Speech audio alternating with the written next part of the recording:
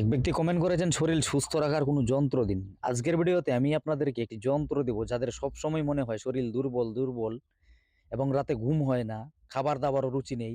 আজকের ভিডিওতে বলা এই যন্ত্রটি ধারণ করলে তাদের এই দুর্বলতা ভাব কেটে যাবে, ঘুমও ঠিক হবে, খাওয়া দাওয়াও পারবে। এবং ভগবান শ্রীকৃষ্ণের একটি মন্ত্র দেব যেটি নিত্য প্রতিদিন জপ করলে আপনার সংসারে সুখ শান্তি ফিরে আসবে, আয় উন্নতি বাড়বে। ফেসবুক এবং ইউটিউবে গিয়ে যদি আপনি ইন্দ্রজিৎ মল্লিক সার্চ করেন আমাকেই পাবেন। তন্ত্র মন্ত্র এবং আয়ুর্বেদ সম্পর্কিত ভিডিও আমি দিয়ে থাকি। তো চলুন শুরু করা যাক।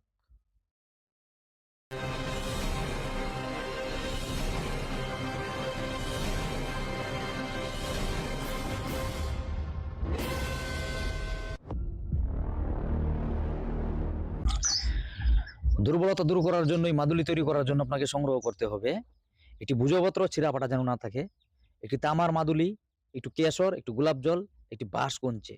এবার ওই বাঁশ কঞ্চে ছিলে একটি কলমের মতো তৈরি করবেন। শনি অথবা মঙ্গলবার দিন সকাল 10টার আগে চান্দান সেরে পূর্ব দিকে মুখ করে বসবেন। এবার ওই কেশর গোলাপ জলে গুলো একটি কালি তৈরি করবেন। ওই বাঁশ কঞ্চে আপনি ছিলে যে কলমের মতো তৈরি করলেন ওটাকে ডুবিয়ে ডুবিয়ে ভুজপত্রে যন্ত্র অঙ্কন করবেন।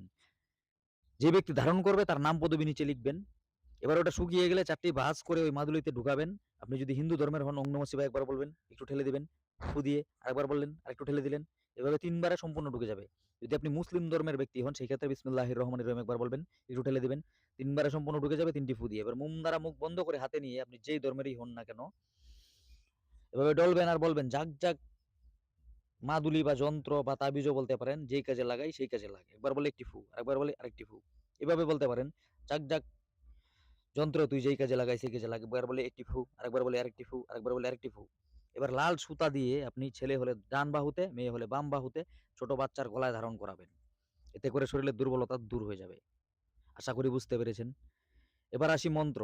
ভগবান শ্রীকৃষ্ণের একটি ছবি আপনার সামনে রেখে প্রতিদিন সকালে অথবা সন্ধ্যায় তুলসীর মালা দ্বারা এক মালা এই মন্ত্রটি চোখ বন্ধ রেখে বিড়বিড় বিড়বিড় করে জপ করবেন। মন্ত্রটি হচ্ছে ওং ক্লিং কৃষ্ণায় গোপিন্দায় গোপিঞ্জন বলভায় সোহা। মন্ত্রটি আমি আবারও বলছি, ওং ক্লিম কৃষ্ণায় গোপিন্দায় গোপিঞ্জন বলভায় সোহা।